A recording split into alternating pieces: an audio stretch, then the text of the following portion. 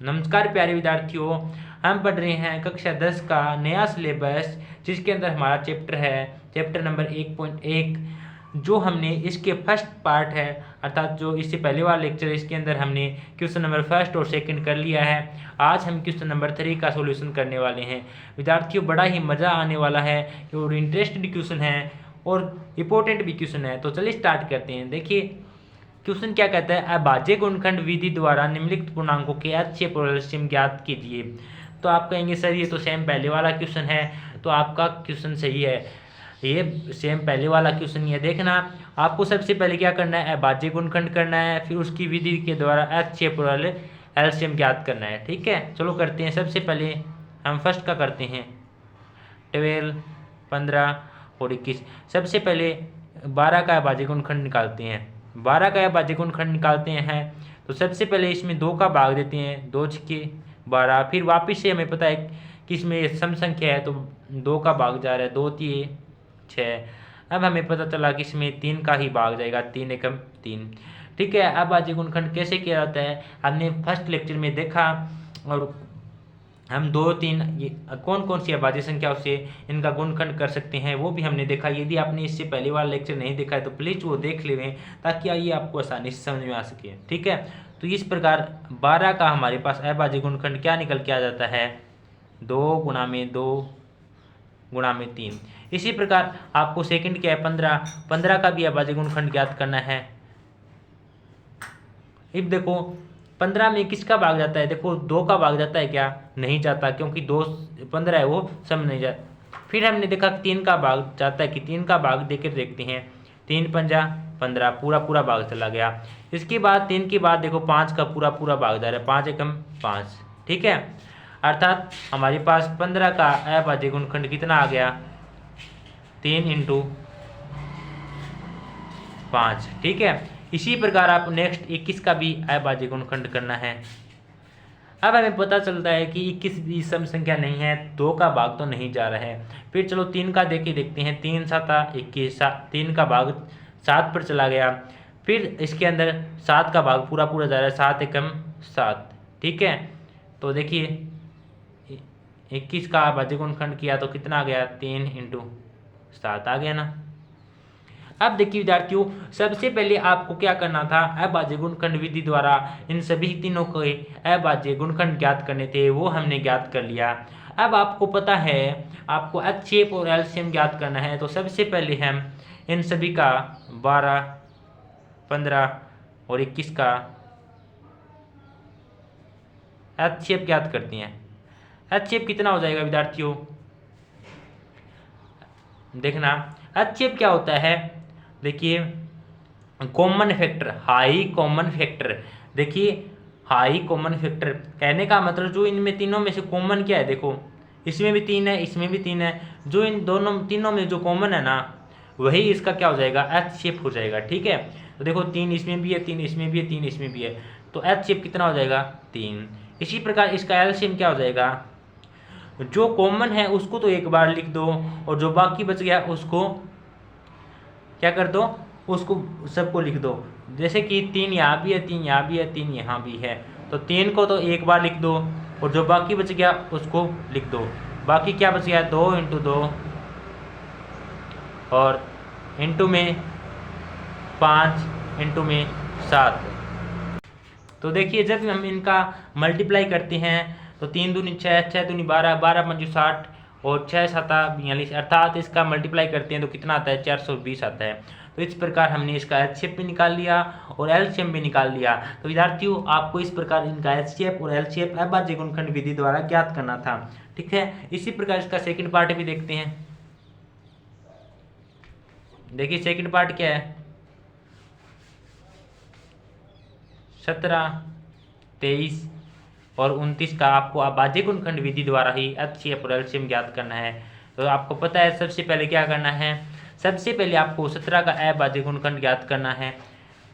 तो देखिए विद्यार्थियों 17 का अभाज्य गुणनखंड ज्ञात करते हैं तो आपको पता है कि 17 का अभाज्य गुणनखंड क्या आता है, 17 में तो केवल 17 का ही भाग जाता है, अर्थात 17 एकम 17। ठीक है, 17 का ही भाग जा रहे हैं। तो विद्यार्थियों यहाँ से 17 के अभाज्य गुणनखंड क्या आ गए, 17 इंटू 1 लिख दो या फिर डायरेक्ट 17 लिख दो, ठीक है, एक ही बात है। फिर आप इसी प्रकार हम 23 का देखते हैं। 23 का अभाज्य गुणनखंड भी देखो, 23 में भी ओनली 23 का ही भाग जाता है, ऐसी कोई संख्या नहीं है जिससे कि 23 में पूरा का पूरा भाग चला जाए।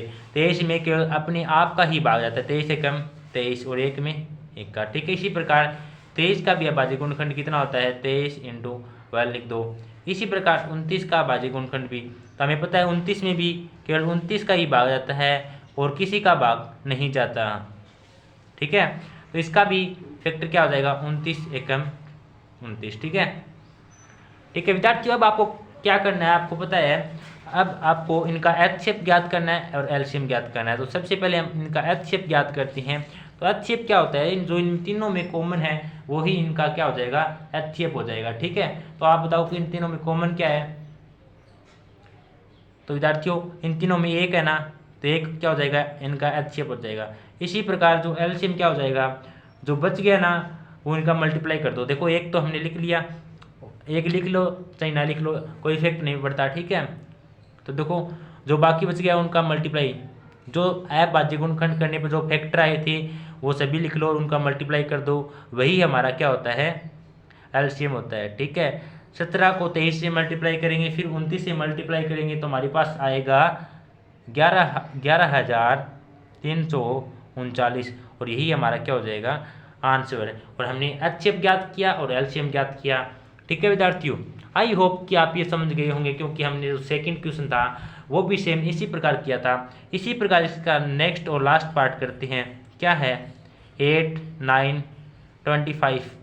तो देखिए 8 का अभाज्य गुणनखंड करते हैं। तो देखिए 8 का अभाज्य गुणनखंड करते हैं तो 2 चुके 8, वापिस से 2 का भाग जा रहा है, 2 दूनी 4, 2 एकम।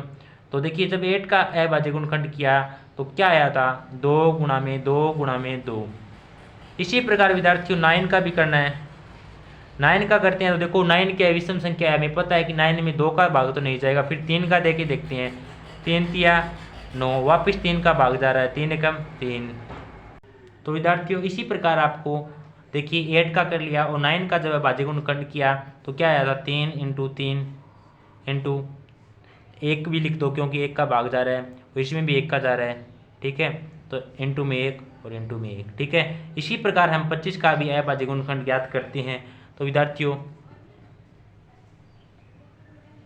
25 का जब करते हैं तो इसमें पता है कि 2 का भाग नहीं जा रहा है और 3 का भी नहीं जा रहा है, क्योंकि देखिए देख लो 3 8 24 होता है, पूरा पूरा भाग नहीं जा रहा है। फिर हमने देखा 5 का पूरा पूरा भाग जा रहा है, 5 5 5 25, फिर वापस 5 का भाग गया, 5 एकम 5 और फिर 1 में 1 का चला गया, ठीक है।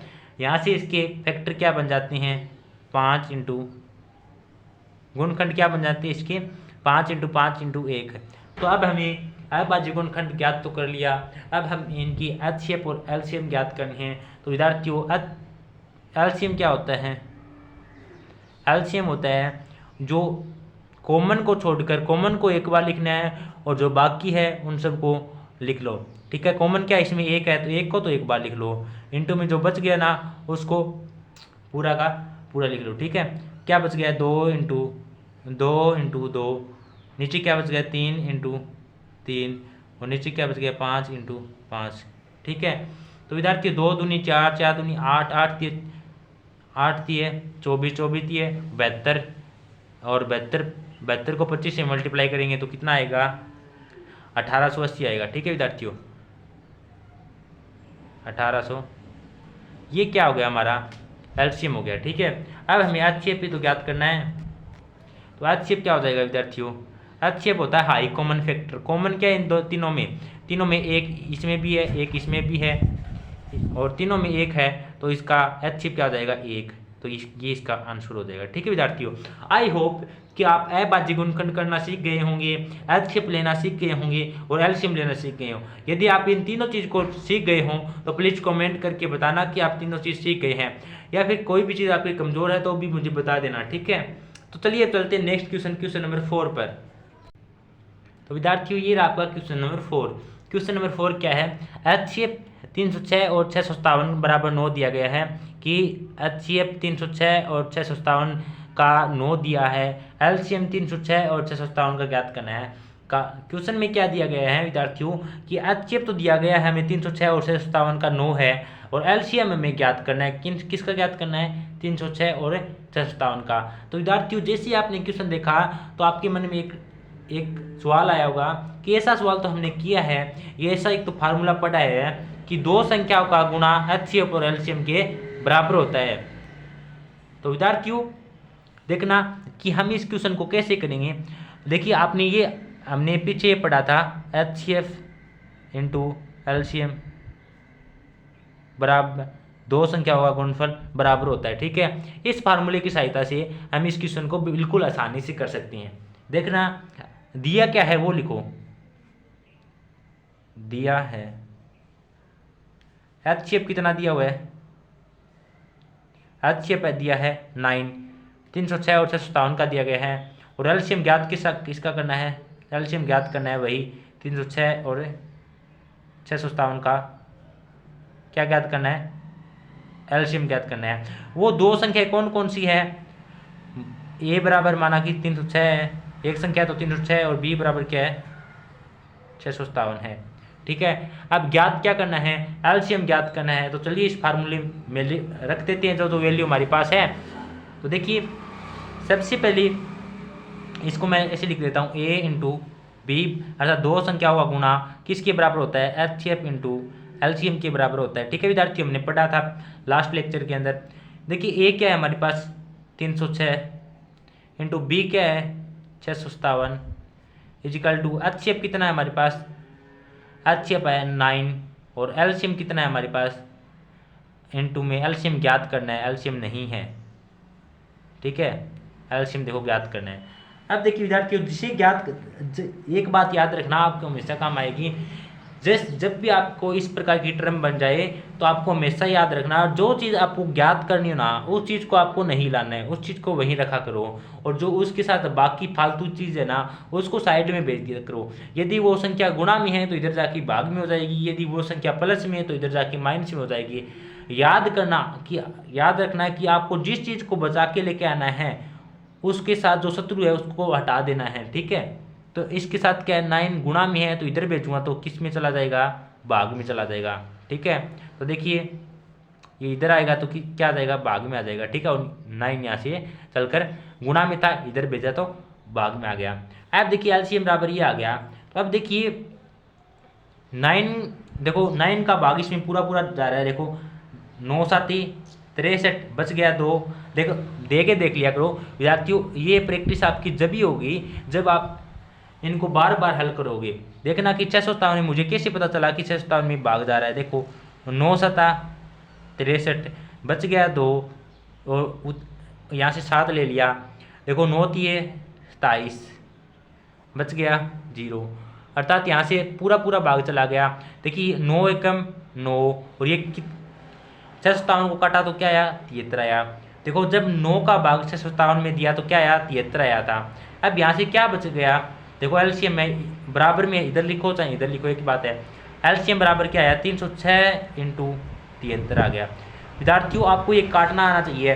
आप क्या करते हो पहले इनका मल्टीप्लाई करते हो, गुणा करते हो, फिर इसमें भाग देते हो, फिर आपका एक गलत होने का चांस बढ़ जाता है, ठीक है। आपको ऐसा नहीं करना, आपको डायरेक्ट जहाँ तक कटे उसको काटना है, ठीक है, जहाँ तक छोटा हो उसको छोटा करना है, ठीक है। मुझे लगा कि 9 का इसमें पूरा पूरा भाग जा रहा है तो मैंने इसमें भाग दिया तो 73 प्राप्त हो गया। अब मैं 306 को 73 से गुणा कर लूँगा, ठीक है, और मुझे इसका क्या मिल जाएगा, आंसर मिल जाएगा।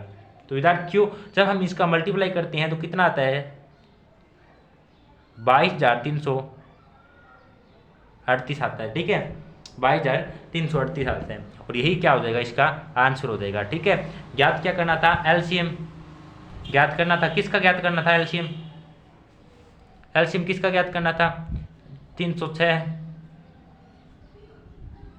657 का ज्ञात करना था, कितना आ गया 22,338, यही इसका आंसर हो जाएगा, ठीक है विद्यार्थियों। अब चलिए चलते हैं नेक्स्ट क्वेश्चन नंबर 5 पर।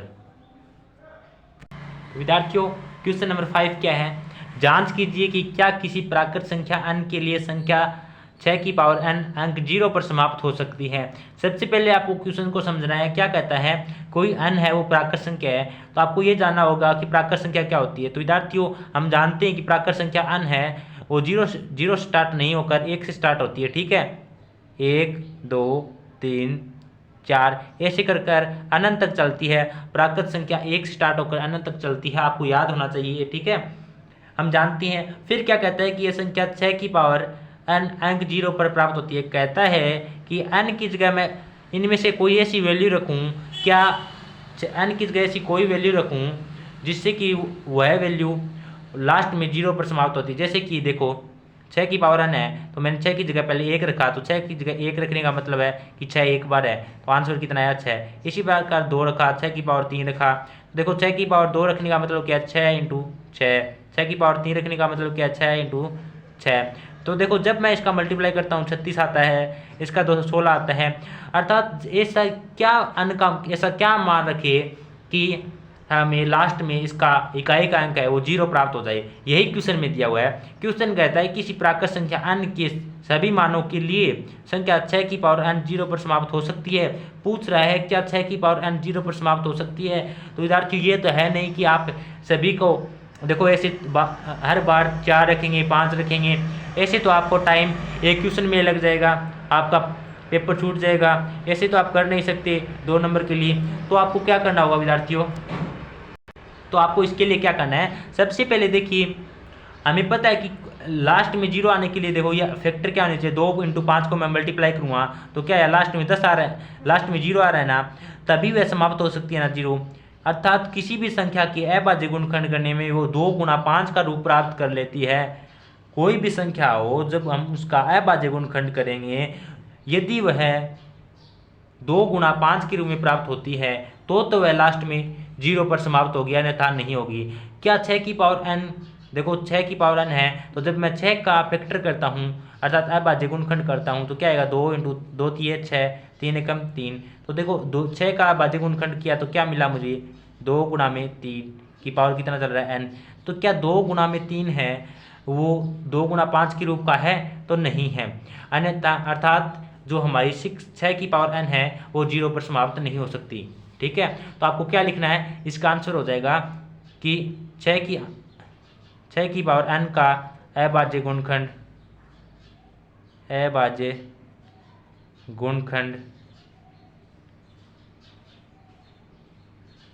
2 इंटू 5 के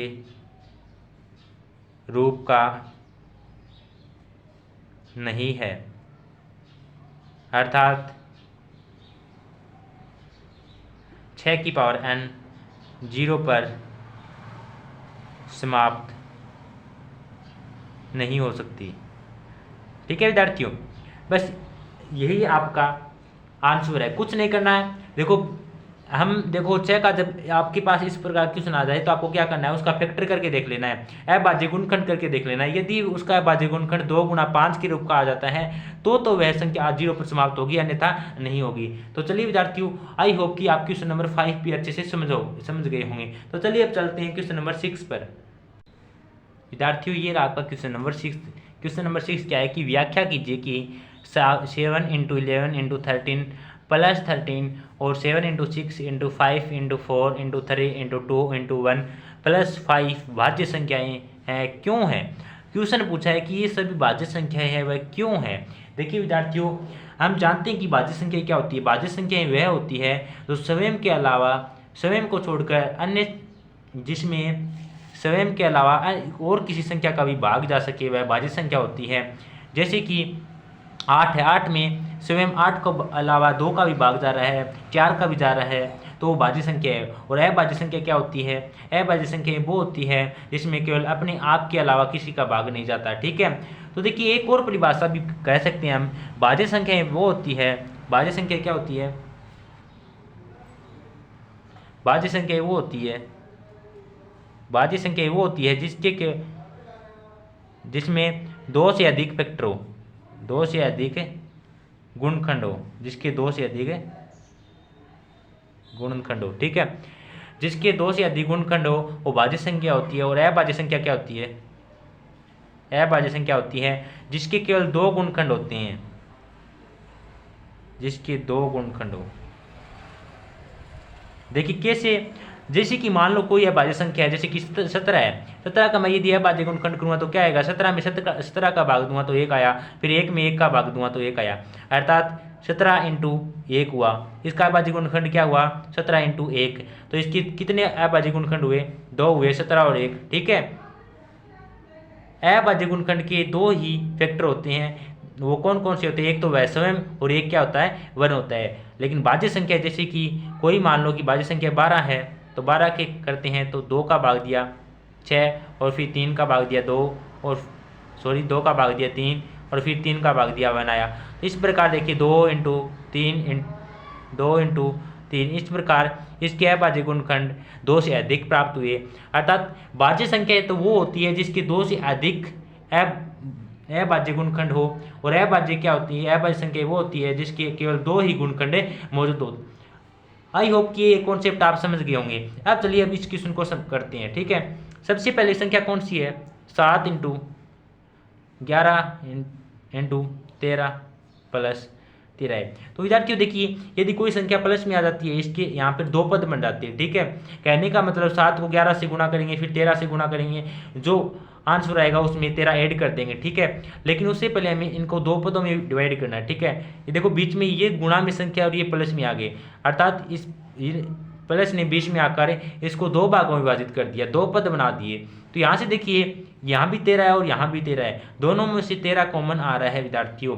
तो यहाँ से 13 कॉमन ले लिया, तो यहाँ क्या बचा, 7 गुणा में 11, और यहाँ से 13 कॉमन ले लिया, देखो 13 कॉमन ले लिया तो ये क्या बचा, यहाँ 1 बचा। ठीक है, इसी प्रकार प्लस यहाँ से भी 13 कॉमन ले लिया तो क्या बचा, 1 बचा। ठीक है, आई होप समझ गए होंगे, आपको कॉमन लेना तो आता ही होगा। ठीक है, अब देखो 13 को मैंने कॉमन ले लिया, अब 11 को 7 से गुणा किया, 11 7 77, और 1 को 1 77 से गुणा किया, 77 आता है, और प्लस में 1। ठीक है, अब देखो कॉमन का मतलब है कि वो संख्या उसके क्या है, गुणा में। तो 13 गुणा में 77 को 1 से 77 में 1 जोड़ा 78। अब देखिए विद्यार्थियों, इसका आंसर हमारे पास 13 गुणा में 78 आ गया।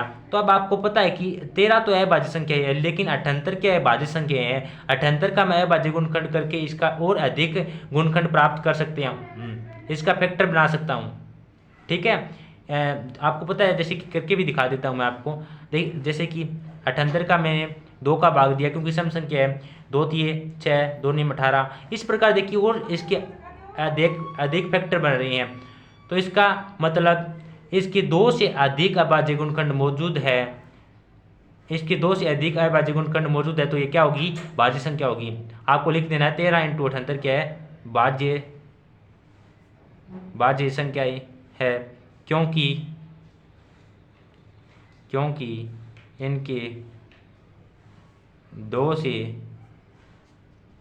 अधिक गुणनखंड मौजूद, आपको लिख देना है। ठीक है, इसी प्रकार सेकंड संख्या क्या है, 7 गुणा 6 गुणा 5। चलिए इसे भी लिखते हैं, 7 गुणा 6 गुणा 5 गुणा 4 गुणा में 3 गुणा में 2 गुणा में 1 प्लस 5। ठीक है, वही बात देखिए, ये भी 2 पदों में डिवाइड हो जाती है। ठीक है, ये इतना तो 1 पद बन जाता है और इतना 1 पद बन जाता है। ठीक है, तो इन दोनों में से कॉमन क्या आ रहा है, 5 कॉमन आ रहा है। तो 5 कॉमन ले लिया, तो यहाँ क्या बचेगा, 7 गुणा में 6 गुणा में 5 गुणा में 4 गुणा में 5 तो कॉमन ले लिया, 5 की जगह ओनली 1 बचेगा, क्योंकि 5 तो कॉमन ले लिया। 4 गुणा में 3 गुणा में 2 गुणा में 1, और प्लस में क्या बचेगा, 5 कॉमन ले लिया तो क्या बचेगा, 1। अब देखिए 7 को 6 से मल्टीप्लाई किया, 42 को 4 दिए 12, 12 दूनी 24, 42 को 24 से मल्टीप्लाई किया तो क्या आएगा, 1009 आएगा। ठीक है, 1009 आएगा, और प्लस 1008 आएगा, और प्लस में क्या चल रहा है, 1। तब 5 को 1008 में देखना, आप इसका मल्टीप्लाई करके देख लेना, कोई छोटी मोटी मिस्टेक हो तो आप सही कर लेना। ठीक है, मैंने फटाफट किया है। ठीक है, 1008 में 1 ऐड करते हैं तो क्या आएगा, 1009 आएगा। तो अब विद्यार्थियों आप देखना कि हमारे पास 2 फैक्टर प्राप्त हुए, एक तो 5 और एक 1009। तो अब हमें यहाँ से दिखाई दे रहा है कि 5 तो क्या है अभाज्य संख्या है, लेकिन 1009 के और भी अधिक गुणनखंड मौजूद है। यदि हम इनका अभाज्य गुणनखंड करके देखते हैं तो और भी हमें यहाँ से इसके गुणनखंड देखने को मिलेंगे। तो हम यहाँ से कह सकते हैं कि जो ये हमारी संख्या है वह भाज्य संख्या है, भाज्य संख्या है, क्योंकि इसके भी 2 से अधिक गुणनखंड मौजूद है। ठीक है विद्यार्थियों, भाज्य संख्या क्या होती है? जिसके 2 से अधिक गुणनखंड हो, और अभाज्य संख्या होती है जिसके केवल 2 गुणनखंड हो, एक तो स्वयं और एक वन। आई होप कि आप ये समझ गए होंगे विद्यार्थियों, मैंने डिटेल से समझाने की कोशिश की है। ठीक है, यदि फिर भी कोई छोटी मोटी आपको समझ नहीं आई है तो आप कमेंट कर देना, मैं आपको वापस से उसको रिपीट कर दूंगा। ठीक है, तो चलिए इसका लास्ट और अंतिम क्वेश्चन करते हैं, क्वेश्चन नंबर 7। तो विद्यार्थियों क्वेश्चन नंबर 7 क्या कहता है? बिल्कुल मजेदार और इंटरेस्टेड क्वेश्चन है, ध्यान से समझना। ठीक है, जैसा जैसा क्वेश्चन कहता है उसी के अकॉर्डिंग हमें चलना है। कहता है कि किसी खेल के मैदान के चारों ओर एक वर्ताकार पथ है। कहता है कि कोई खेल का मैदान है, उसके चारों ओर क्या है? एक वर्ताकार खेल का मैदान है। मान लेते हैं कि वो वर्ताकार खेल का मैदान यह है। ठीक है, मैदान का एक चक्कर लगाने में सोनिया को 18 मिनट लगते हैं। कोई सोनिया नाम की लड़की है जो कि यहाँ से चलना प्रारंभ करती है। मान लो कि यहाँ से चलना प्रारंभ करती है, सोनिया नाम की लड़की है, वो एक चक्कर लगाती है ना, तो उसे एक चक्कर लगाने में 18 मिनट लगती है। ठीक है, कितने मिनट लगती हैं? सोनिया को कितने मिनट लगते हैं? 18 मिनट लगते हैं।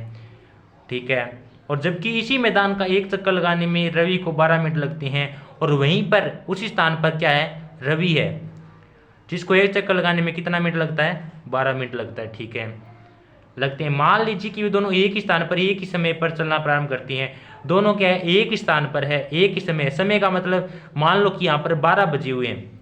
ठीक है, मानते हैं कुछ भी बजे होती हैं, 12 बजे हैं, और 12 बजते ही जैसे ही हम कहते हैं गो से वो भागना स्टार्ट करती हैं। जैसे ही भागते हैं तो क्या करते हैं? चलना प्रारंभ करते हैं, तो एक ही दिशा में चलते हैं, दोनों एक ही साइड चलते हैं। ठीक है, ऐसे नहीं है कि वर्ताकार पथ के एक तो इस साइड भागना स्टार्ट कर देगा और एक इस साइड, नहीं, दोनों एक साइड एक ही समय में एक स्थान पर चलना प्रारंभ करते हैं।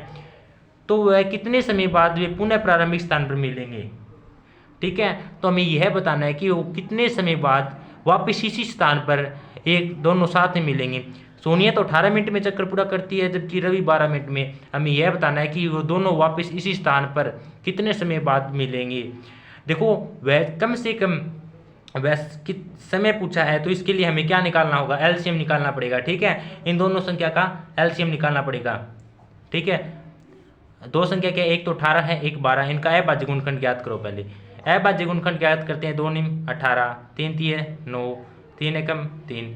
इसी प्रकार 3 चौके 12, सॉरी इसमें 2 का भाग जा रहा है, 2 चौके 12, फिर इसमें वापस 2 का भाग जा रहा है, 2 तिये 6, फिर 3 एकम 3। ठीक है, इस प्रकार 18 और 12 का एलसीएम कितना? 18 और 12 का अभाज्य गुणनखंड कितना आ जाता है? 18 का अभाज्य गुणनखंड आता है 2 गुणा में 3 गुणा में 3, और 12 का क्या है? 2 गुणा में 2 गुणा में 3। तो यहाँ से हमें एलसीएम प्राप्त करना है विद्यार्थियों। तो एलसीएम के लिए देखिए, जो मैंने कहा था जो कॉमन है उसको एक बार लिखना है, और जो बाकी बच गया उसको लिखना है डायरेक्ट। ठीक है, कॉमन क्या है? एक तो 2 कॉमन है, और एक क्या है? 3 कॉमन है। 2 को भी एक बार लिखना है और 3 को भी एक बार लिखना है, और जो बाकी बच गया उसको लिख दो। 3 गुणा में 2, 2 तिये 6, 6 तिये 18, 18 दूनी 36। ठीक है, अर्थात वो दोनों 36 मिनट बाद उसी स्थान पर दोनों मिलेंगे। अर्थात सोनिया और रवि इसी स्थान पर 36 मिनट बाद वे प्रारंभिक स्थान पर मिलेंगे। यही इसका आंसर हो जाएगा विद्यार्थियों। ठीक है, आपको इसका कॉन्सेप्ट जानना जरूरी है। ठीक है, यदि आपने कॉन्सेप्ट जान लिया तो क्वेश्चन में कुछ नहीं है। इंपॉर्टेंट और इजी, बड़ा इंटरेस्टिंग क्वेश्चन था विद्यार्थियों।